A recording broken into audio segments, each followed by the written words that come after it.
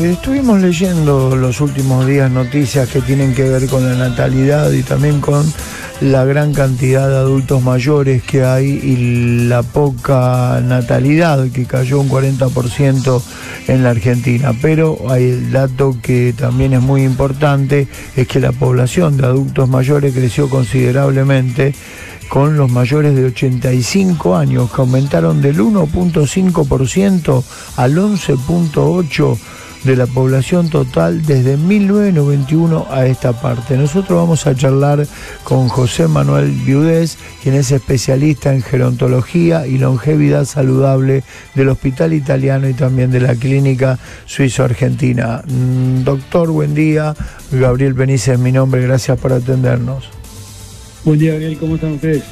Muy bien, bueno, estos datos, indudablemente que son datos recopilados de informaciones que fuimos leyendo, no digo más que eso porque es la realidad, pero realmente son significativos como ha crecido en años el promedio de vida de la gente. ¿Qué nos puede contar al respecto? Sí, yo creo que eso tiene que ver como decía vos, con el aumento de la longevidad. Digamos, claramente ya la población adulta mayor de 75 años, nosotros creemos que a este año estamos entre el 25 y el 30% de la población, y eso tiene que ver para nosotros con que la medicina ha podido globalizar la información sobre cómo vivir más años y mejor, y la gente recoge todos los días información científica seria y demostrada de que la gente ya puede llegar a los 75, 80 años con buena calidad de vida, incluso trabajando. Y se han dado casos de presidentes, Biden, el mismo Trump está ahí dando vuelta alrededor de los 80 años, presidentes de países importantes que tienen una edad, a lo mejor lo puede sugerir avanzada, pero que están en condiciones perfectas. Bueno, pasó lo mismo con Bergoglio, que estaba lúcido hasta casi el final, con más de 80 años. El caso Mirta Legrand creo que puede ser un caso testigo también.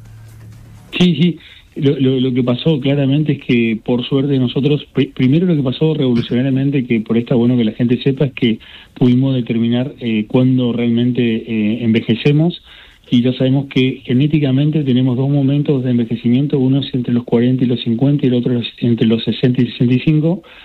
Eso genéticamente, se hizo un trabajo en la Facultad de Stanford y se vio que no sabemos por qué, pero genéticamente el cuerpo decide en ese momento inflamarse.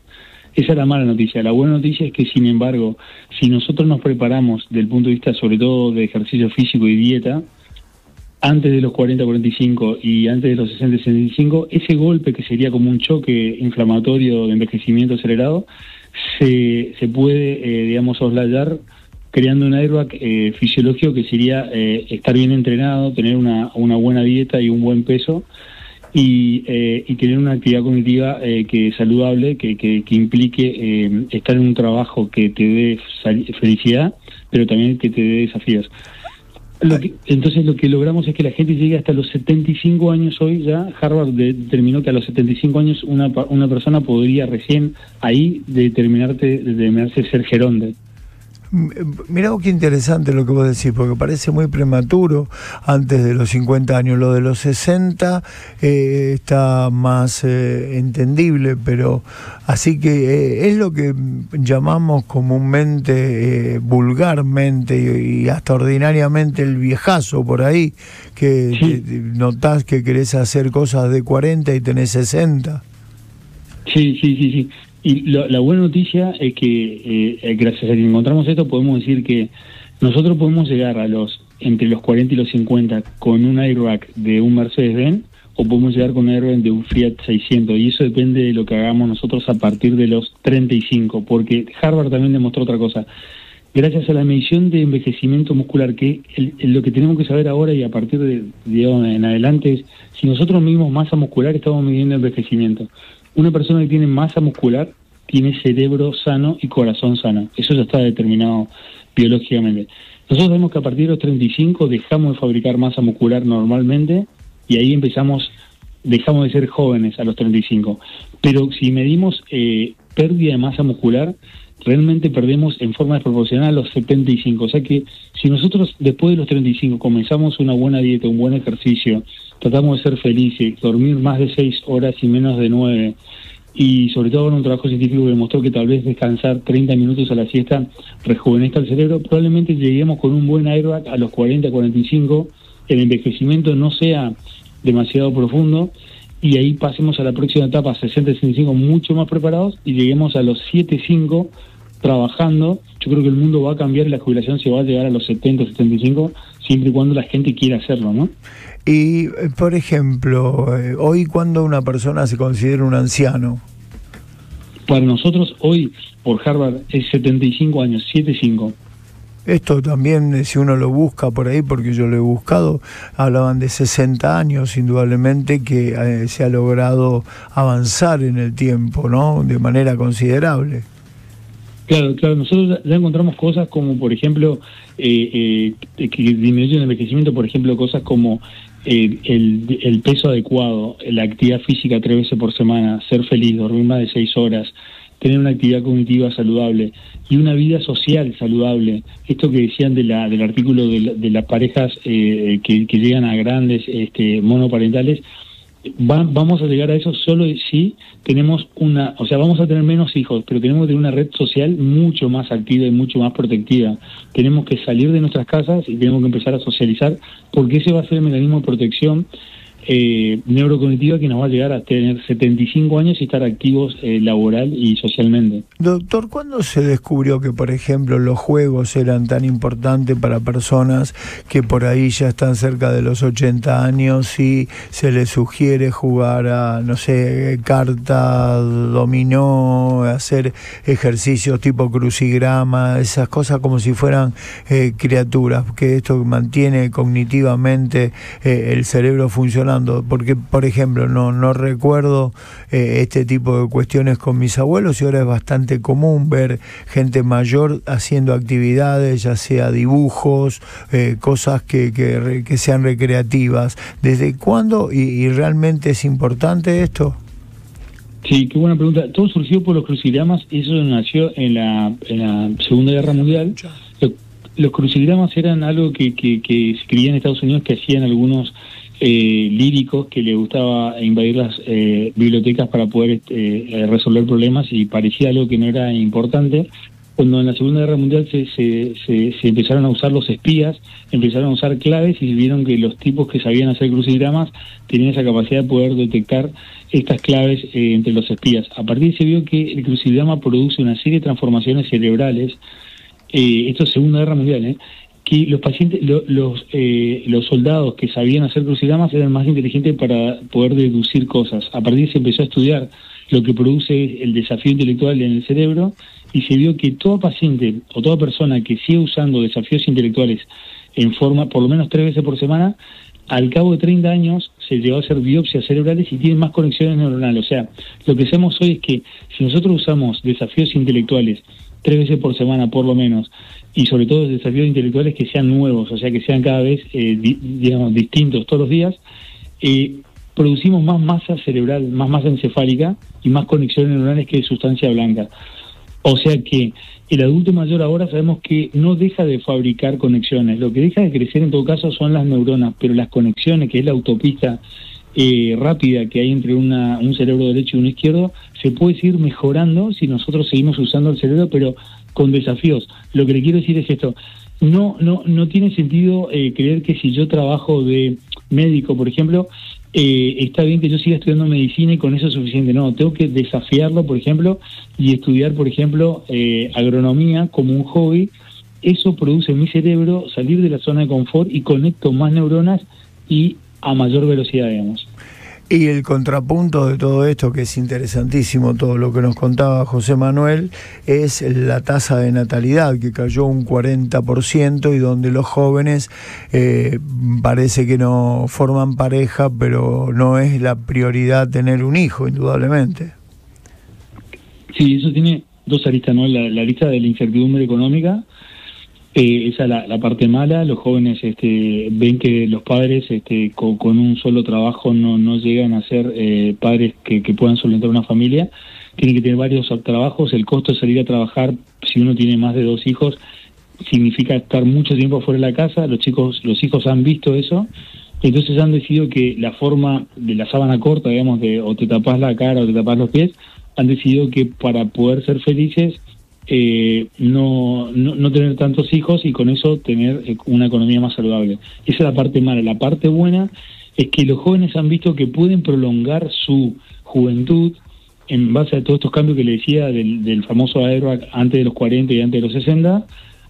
Pueden ver que hay adultos de 60 años que tienen una vida plena, normal, y se sienten jóvenes, y entonces han decidido postergar la natalidad en pos de una juventud, digamos, eterna, digamos.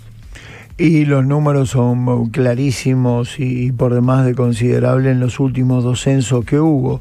Del 44% pasó registrado en 1991, pasó al 57% de 2022. Indudablemente que hay una tendencia a formar pareja y dejar el tema de tener un hijo para más adelante mínimo, ¿no? Sí.